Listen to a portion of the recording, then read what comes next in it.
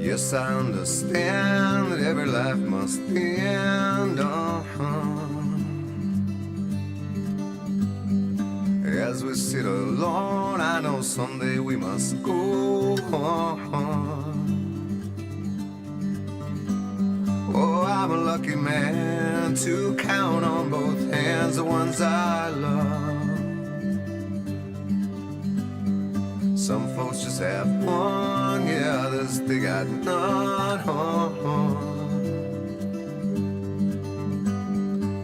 Stay with me, oh, let's just breathe.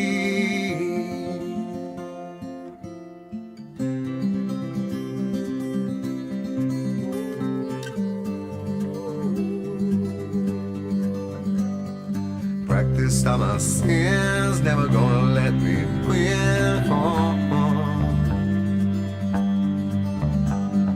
Under everything, just another human being. Yeah, I don't wanna hurt. There's so much in this world to make me bleed. Stay with me, oh, all I see. Did I say that I need you? Did I say that I want you? Or if I did, I'm a fool, you see. No one knows this more than me. As I come clean, I wonder every day as I look upon your face. Everything you gave and nothing you would take. Nothing you would take. Everything you gave. Did I say that I need you? Oh, did I say that I want you? Oh, if I did, I'm a fool, you see. No one knows this more than me. I come cleaner.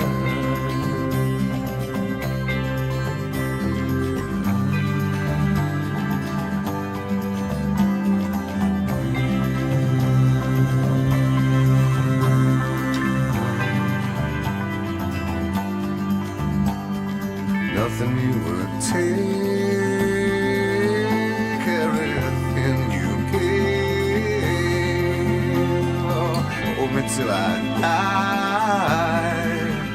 meet you on the other side.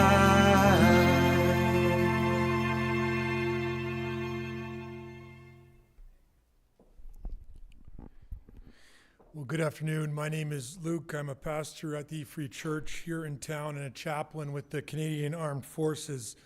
And it is an honor to be here today as we celebrate and remember the life of Jim Matkin, beloved brother, uncle, and devoted friend to many. Whether you knew Jim for years or you just met him as a stranger, Jim would have welcomed you into his life as a friend. I'm sure Jim and I would have bonded instantly over our love for our country, but also our mutual passion for the Toronto Maple Leafs. When I heard from his sisters that he was a loyal Leafs fan, I said, I've heard enough. Say no more. I know enough about him now. He's resilient. He's a dreamer. There's always next year. And he doesn't know when to give up. Indeed, the life of someone who bleeds blue like myself. Many of you here remember Jim as Post Office Jim, where he spent 42 years with Canada Post. And as I was listening to the family describe him, I too remembered meeting him as a stranger at the post office.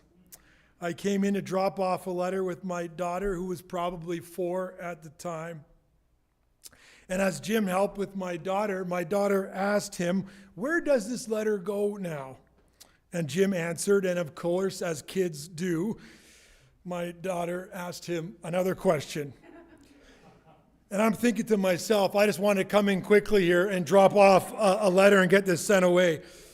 And here I am now hearing all about how the service of Canada Post and where the letters travel in Canada. Jim wasn't in a rush. He listened, he engaged with my kid, he took his time with my daughter Paisley. And if you're like me that day, I bet Jim taught you to pause, to pay attention to the people who are right in front of you, to slow down, and to pay attention to what matters in life, indeed, the people. Jim had a way with people, didn't he? And he will be missed. I'm reminded today of the words of the late Queen Elizabeth II. She says this: "Grief is the price that we pay for love." And today we grieve because we lost someone that we love deeply. And you simply can't replace someone that you love. Life indeed won't be the same without Jim. Friends, I've learned that no matter at what age you die, it always seems too soon and too quick. And I think we feel those words today. And just as we name the grief, and just as we name loss, today also calls us to name gratitude. We are grateful for Jim's 69 years of life. Today reminds us that life is to be cherished and celebrated. And so we don't just gather here to mourn. We don't just gather here because Jim has died, but more importantly, we gather here today because Jim lived. And lived he did. His life made a difference in our lives. And we gather here to not only remember, but to indeed celebrate his legacy. So indeed, today we will cry. We will laugh. We will tell stories. We will gather, and we will care for one another, because if I've learned something about Jim, that's exactly what he'd want us to do today. So on behalf of the family, I just want to thank you for your presence here this afternoon. And with that, I'd like to invite up Bea and Jamie to give you a tribute to Jim.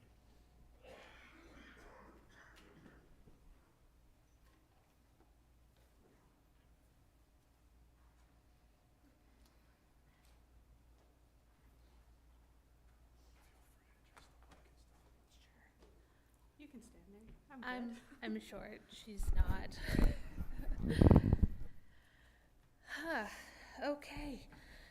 I think that was very fitting, and I love the fact that you're a pastor with the Armed Forces, because we all know Jim was very patriotic, and one of the fondest things I remember is him showing us all the signage and all the banners and family members that had served in the military. And every November 11th, he made sure he took photos of all of us sharing in his family at that point.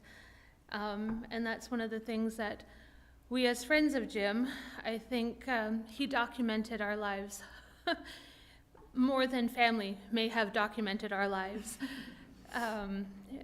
One of the things I think any of his friends here might be able to say is, for myself, I don't remember the day I met Jim. I just know that Jim feels like he's always been a part of our lives. He spoke of so many different groups of people that he loved and was loved by. He spoke so many times of his family, his childhood, his rambunctious days. I see there's a few buttons around the room today that we are, well, mine's just a sheriff badge, but hers is an honorary Hog? Hog. Hog. Is anyone brave enough to say it out loud? The full. There's more letters there. There's a lot more letters there, but they may, yeah. Not in a church. So there's been so many blessings and so many times with Jim throughout the years that he has reminded us of community, of friendship, of family, of diversity, of history. We could go on for hours, as he would also. And I think there's some tributes here up at the front. We know him, we met him through Bloom Diggity, through flowers, which, if anybody knows Jim, his yard, his garden, flowers, nature, Waterton, Mother Earth, all of the things were a passion for him, one of his passions. And we have some tributes that we've all kind of created here that I hope reflect his love of details. There's certain blooms here I know that are very touching to some of our group. Yeah, there's one up here by Sammy. There's a birdhouse. We know how much his birds, his bird feeders, everything that was beautiful in his backyard, that was something, and there's a special tribute there from Sammy for his birdhouse. This is Bee. If you feel free to come and look, there's one from Bee here, and she's resting on a little piece of nature in one of the designs. There's elements that are forged from my parents' property. He was supposed to come this summer. That was a plan we had. He was supposed to come, and well, he couldn't come, so I brought it here to him today. And then just little elements that he would save from everything. He'd make us a calendar of everything that we would build for him every year, and he made us a calendar every year. So there's a lot of very personal mementos in some of the designs up here that just reflected our relationship with Jim. The rock. The rock. We have been designing something every month since June passed in a rock, and that has been a long time, and so we feel that we've wanted to honor that and love Mom for you and Jim every month. It has been an honor to be able to create something beautiful for your family, and that he's recognized. And that is how Jim was for all of us. He would recognize every big moment and every small moment. It meant something to him because it meant something to us. And it didn't matter what walk of life you were from. It didn't matter what your life has been. The big moments, the small moments, Jim reminded us that it was all about love and connection and acceptance and love. And there is nothing greater than having lived in the presence of Jim and having been loved by that man. And I think I can speak for everybody. This is unexpected, and we're all a little bit upset about it. But the best thing that we can do going forward, I think, for his honor, his memory, is to try and find those attributes that he taught us and walk every day from this day forward, sharing that with each and every one of us in this room. Because that is what Post Office Jim would want. And we will talk more about those extra letters, whoever is wearing those later. So, anything? Well said. Yeah, Jim was not just a friend, he was a confidant, a counselor, uncle, brother, cousin, friend, whether you were blood related or not, he was just the best of human. And if we could just take a little bit that with us forward, I think that would be honorable to Jim. So that is that. Thank you.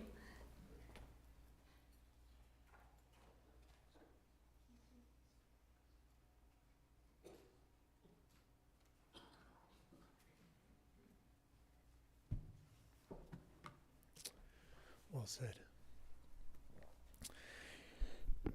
Well, according to Jim, one of his most cherished roles in his life was being an uncle. He loved his nieces and nephews deeply, and so I'd like to invite them up to share some of their memories with Uncle Jim.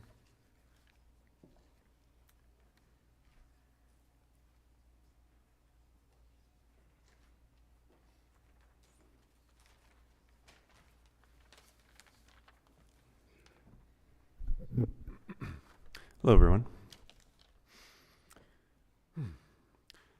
My favorite memory of Jim encapsulates what I loved most about him, which is that he always took an active interest in you and what you cared about. If he saw you were passionate about something, he encouraged and validated it. Early on, he saw that music and records were huge for me. He could have just said, "Hey, that's great, kid," and done nothing, but instead he stoked that flame.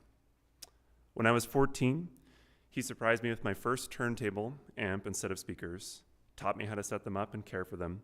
He even let me borrow, and in some cases keep, records from his collection, so that I'd just have something to start out with.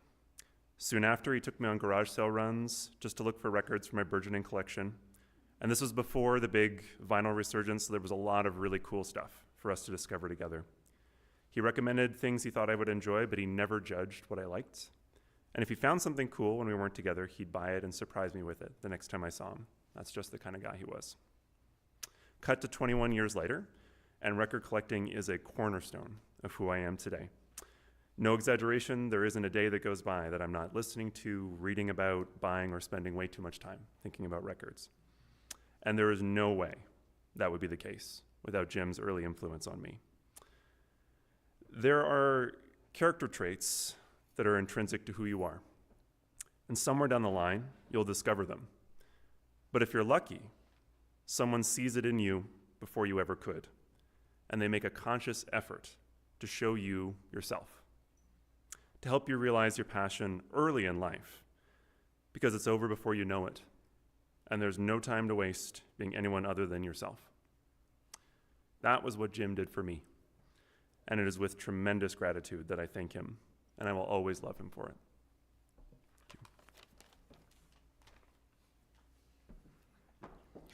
Here's Elijah's memory. One of my memories that I have of Uncle Jim is when he would always throw big and fun birthday parties for me, involving fun and competitive family basketball games and soccer games too. There would be trophies and uniforms, and we would sing "O Canada" before every game. I also loved when he let me be Santa twice for the holidays and let Abby be my elf. Wait. That was a fun experience for the whole family. And here's mine. Uncle Jim knew I loved to cook and bake. One morning, I woke up at his house to a surprise. He had set up Rainy's Cafe on the deck of the backyard. He made me a banner from scratch, set out tablecloths, and played the part of the customer along with Grandma, my mom, and my brother. I was always a quiet child, but he and Grandma always made sure I felt seen.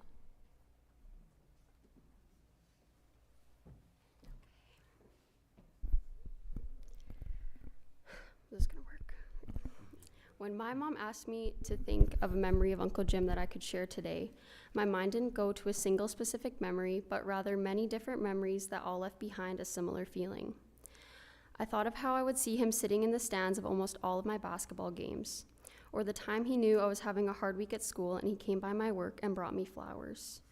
I remembered how he would stand closely by and let me be in charge of cooking up burgers on the barbecue for dinner, or the times he would give me a present that I know he picked out at a garage sale months ago while thinking of me. I thought of the newspaper clippings about my sports teams that he would keep on his fridge, and how he wanted to have my first beer with me when I turned 18, which, by the way, helped me discover that I did not like beer.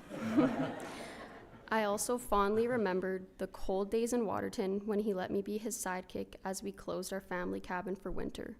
He always made me feel like I was so helpful even when I knew I wasn't doing much. Even though now all I have are memories, I'm lucky to get to hold them forever, and that in my mind they're still full of the love that I know he held for me.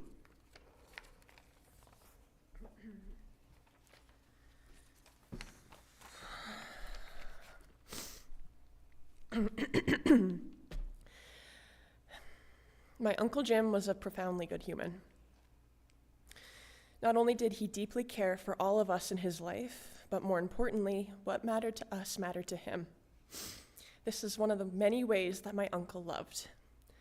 When I was about 8 years old, I caught wind of a program that used aluminum pop tabs to fund the creation of wheelchairs and other adaptive equipment to those in need. In practice, these tabs would be donated to adaptive advocacy charities who would in turn recycle these and use profits to purchase this equipment. And as a child, I was absolutely fascinated by this creative yet simple way of helping out others. During a visit at Grandma's house, I told my Uncle Jim all about this program. And the next time I came over, he showed me a small box that he had put on the basement bar, which he would use to collect his pop tabs so we could help charities pursue their mission. Because I cared about this program, Uncle Jim decided that he would care too.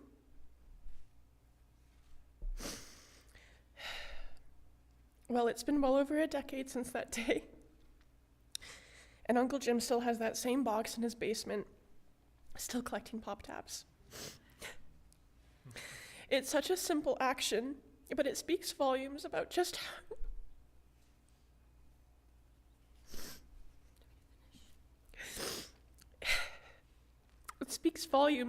how enduring Uncle Jim's love and care could be.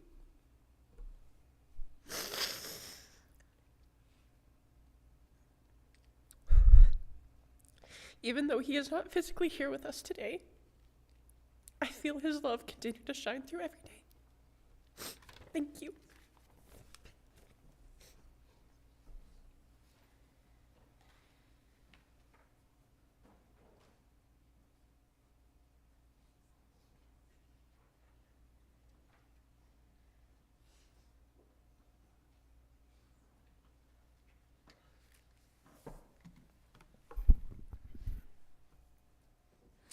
Well, I think we could all see why Jim loved being an uncle so much.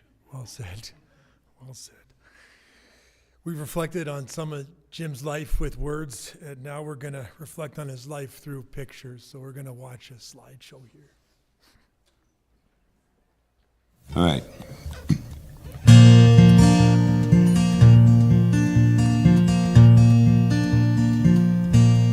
I've been down this road before. I remember every tree, every single blade of grass holds a special place for me. And I remember every town and every hotel room and every song I ever sang on a guitar out of tune. I remember everything, things I can't forget. The way you turned and smiled on me on the night that we first met. And I remember every night your ocean eyes of blue. How I miss you in the morning light, like roses miss the dew.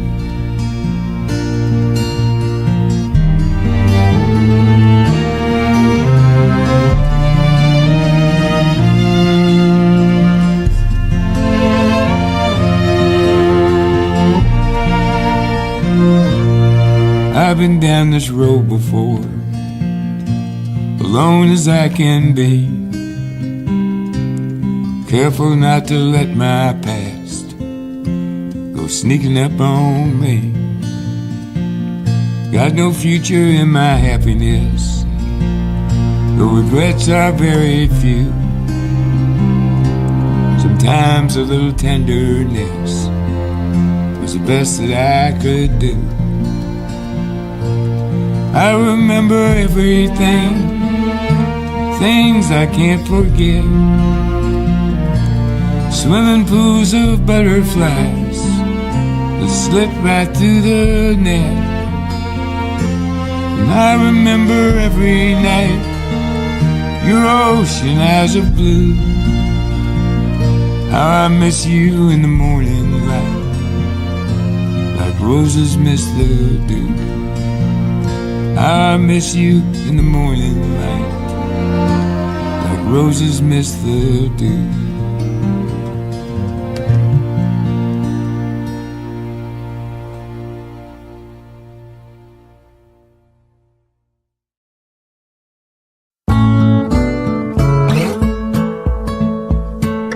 Blackbird singing in the dead of night.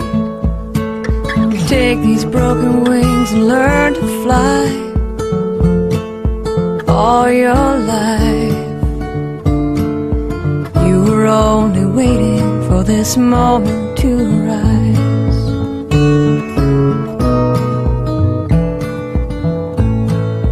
Blackbird singing in the dead of night. Take these sunken eyes and learn to see. All your life you were only waiting for this moment to be free. Blackbird fly, blackbird fly into the light of a dark black night.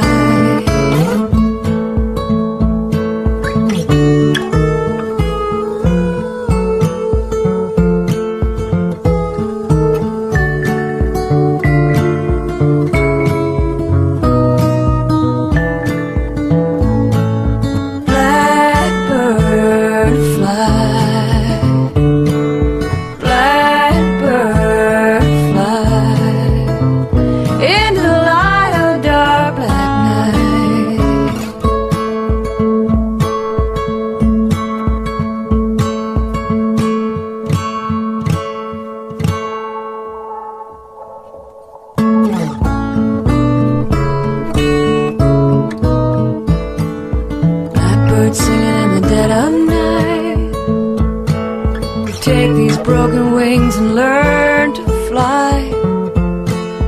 All your life you were only waiting for this moment to rise. You were only waiting for this moment to rise. You were only waiting for this moment to rise.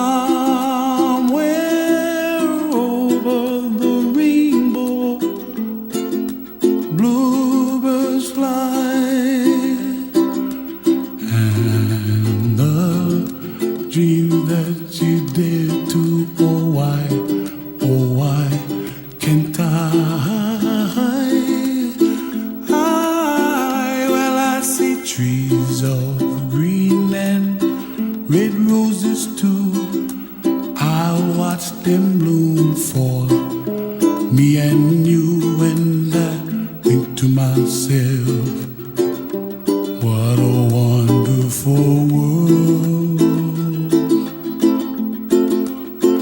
Well, I see skies of blue and I see clouds of white and the brightness of day.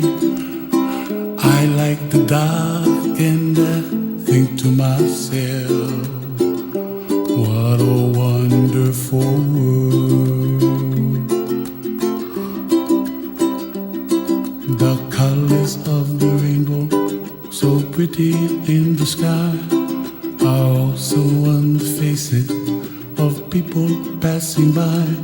I see friends shaking hands, singing, how do you do? They really say, I love you. I hear babies cry and I watch them grow. They'll learn much more than we'll know. And I think to myself, what a wonderful world.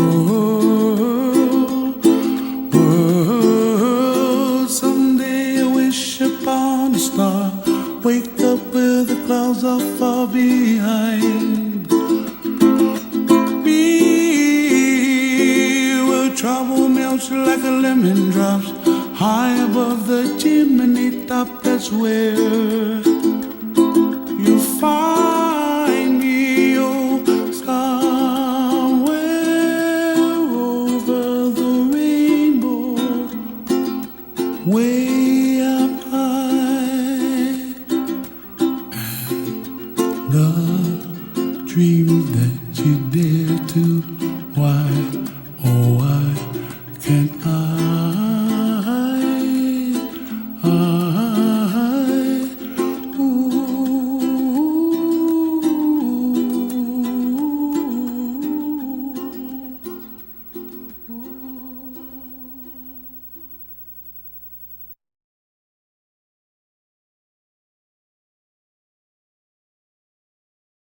All right.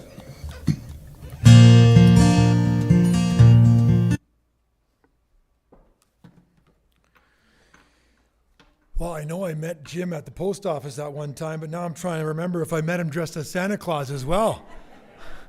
As I heard, he dressed as Santa around the city. My kids probably sat on his lap for sure.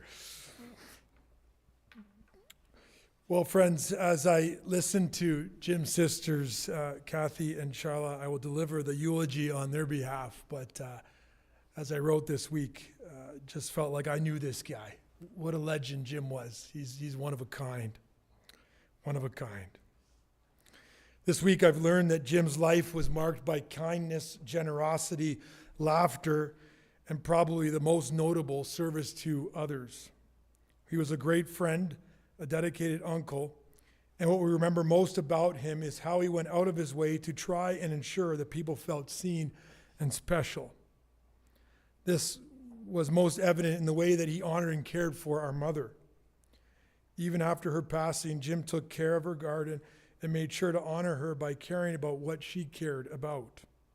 He took such good care of our mom and honored her legacy by how he lived. As we heard from one of the nieces, Jim was indeed a collector. He'd be the first to pull over if he saw a garage sale. He loved the adventure of hunting for a garage sale treasure because usually it involved finding odd places and meeting interesting people, but also because he was cheap. My kind of guy. In the 80s, in reaction to Prime Minister Mulrooney's introduction of the GST, Jim waged a silent protest by giving all of us gifts he'd bought at garage sales. He proudly called these gifts our no GST gifts. And over the years, this became a cherished tradition in our family. And if you've ever received one of these famous GST gifts, you know exactly how serious he took those. The stories, the laughs, the people he'd share about as he talked about that gift. I mean, that was Jim. Jim's love for collecting and his passion for people earned him a lifetime membership with the Royal Philatelic Society. That's a hard word. As he described in the Society's newspaper, after working in the Lethbridge Post Office for 43 years, here's what they described. He worked for 43 years helping philatelists and interesting people in the hobby of stamp collecting. Therefore, the Lethbridge Chapter 57 Society of the Royal Philatelic Society has made Jim Matkin a lifetime member for his service. Like all of us, whether we want to admit it or not, Jim indeed had his quirks. But his quirks revealed a deeper part of what made Jim Jim. One of these was his posture of curiosity that he took in life. He was curious about the world and the people in it. Jim wanted to understand things, not just how they worked, but who they belonged to and why they mattered. He once took a sign language class just so he could better communicate with his nephew, who was having some health challenges. That was Jim. When someone he loved was facing something, he didn't stand back, he leaned in, he learned, and he offered what he could. Jim was a doer and a helper. Whether it was a project around the house or a task for our mom, he was the first to lend a hand. He would just show up. His work ethic was something to behold. From his early days in the meat packing plant to roofing and stuccoing, his 40-plus career at the post office, Jim never shied away from lending a hand. Even after his retirement, Jim continued giving to his community. He was an active volunteer with Meals on Wheels. He showed up as Santa around the city. And he was a devoted supporter of Lethbridge businesses and local initiatives. Indeed, Jim had a deep sense of history. He carried a camera with him everywhere that he went, quietly documenting the world around him. Family moments, landscapes, birds in flight. He also had a special love for military history because our great-grandfather served and died in World War I. That passion for military history eventually helped shape the beautiful life of letter mural in the Lethbridge Post Office that hangs there today, drawn by local artist Sarah Slaughter, a lasting legacy of his love for both community and history. His respect and love for history and the military earned him recognition by the Royal Canadian Legion as a Remembrance Day ambassador. We can't forget Jim's love for sports and his team of friends. As a young man, he played many sports, including basketball, track and field, and of course, golf. He later played floor hockey with his post office friends. His team was so intense that they were called a litany of insults by their opponents. Jim and his teammates kept a list of every bad word they were ever called, and that became their team name, BFOFHGGTGP. I am so looking forward to what all these letters stand for, as was said earlier. Suffices to say, it eventually was shortened to the Big Fat Old Pigs. BFOP. I think we saw some pictures up there on the slideshow. When this group couldn't play floor hockey anymore, Jim began organizing an annual BFOP golf tournament for them in Waterton, becoming a 25-year tradition. Wow. Many of these BFOP friends are here today honoring Jim's life. To sum it up, Jim was just good. A good friend, a kind soul, someone who made people feel seen and special. He remembered the little things. He listened, he asked questions, and he genuinely wanted to know about the person who was standing right in front of him, and he wanted to learn about their life. His kindness wasn't loud or showy. It was steady, thoughtful, and deeply sincere.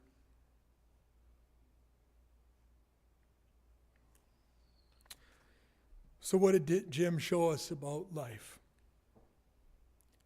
He taught us to celebrate the little things, to laugh often and laugh loud, to work hard, to honor family, and to embrace tradition, to be a good friend, to be kind, especially to strangers. And today I think that Jim would want us to remember him as someone who cared for others and call us to follow in his footsteps. He would want us to help each other out, to be kind to each other, to keep the traditions going, to maybe visit a garage sale or two and find something so weird, so perfectly Jim, that you just have to buy it for someone you love. Jim's legacy will now carry out in our lives.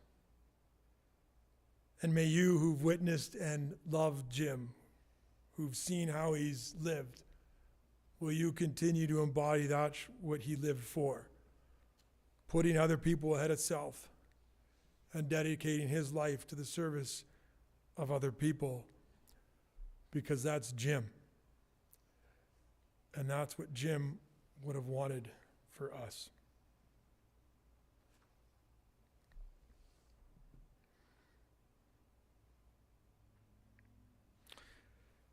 Well, friends, since joining the armed forces, I've really come to appreciate a moment of silence.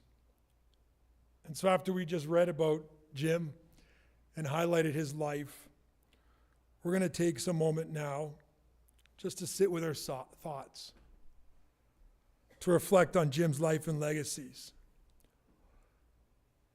Because if I'm honest, friends, funerals aren't just a time to reflect on somebody else's life, but indeed to learn and reflect on your own life. How are you going to live now as a result of how Jim lived? So let us take this time now to reflect on his life and how we live going forward. Let's do that.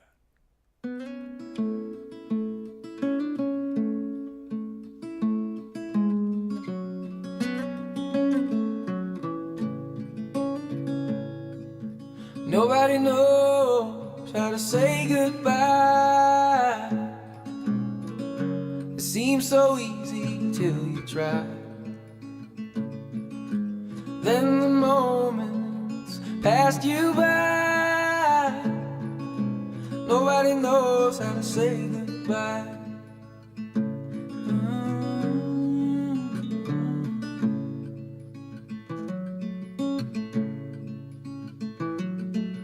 Nobody knows how to get back home.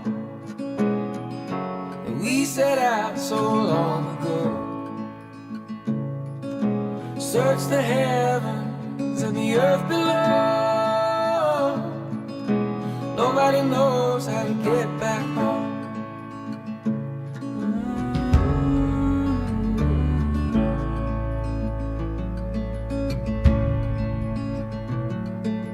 Through the darkness to the dawn. When I look back, you were gone. Heard your voice leading me on. Through the darkness to the dawn.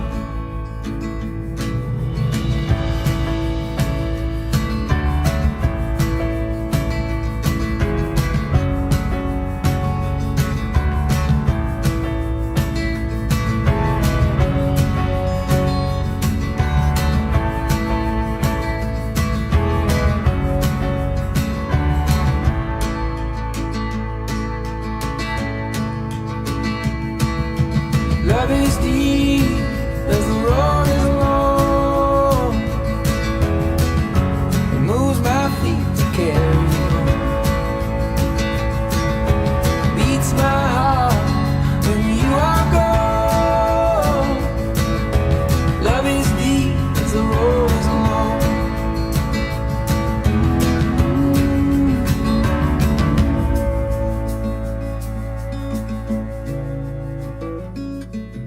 Nobody knows knows how the story ends. Live the day, do what you can. This is only where it began. Nobody knows how the story ends. Nobody knows how the story ends.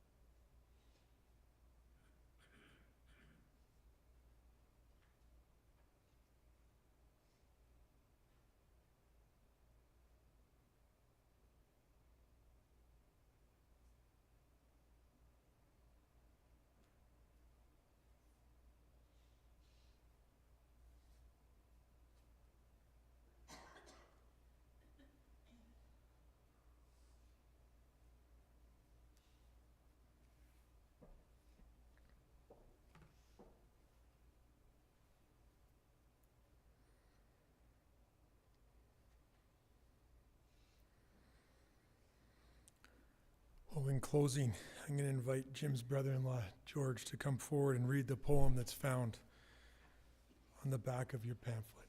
Thanks, George.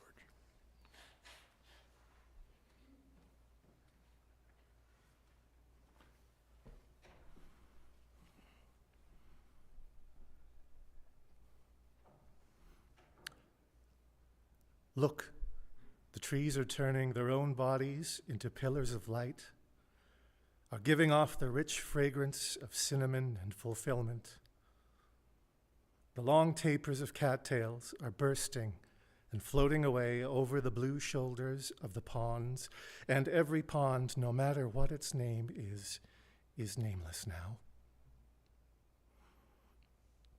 Every year, everything I have ever learned in my lifetime leads back to this. The fires and the black river of loss, whose other side is salvation, whose meaning none of us will ever know. To live in this world, you must be able to do three things. To love what is mortal, to hold it against your bones, knowing your own life depends on it, and when the time comes to let it go, to let it go.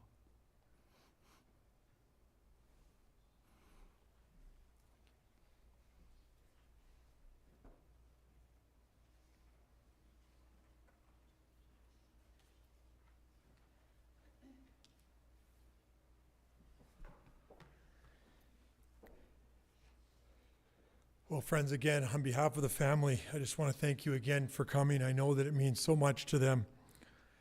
Indeed, as has been said, Jim was a special guy, one of a kind. And the family looks forward to hearing more stories from you and greeting you after the service for a reception. So you're invited just to visit and eat right here in the chapel. It will begin a few minutes after the family exits. So I invite you to stand and remain standing as the family exits the service.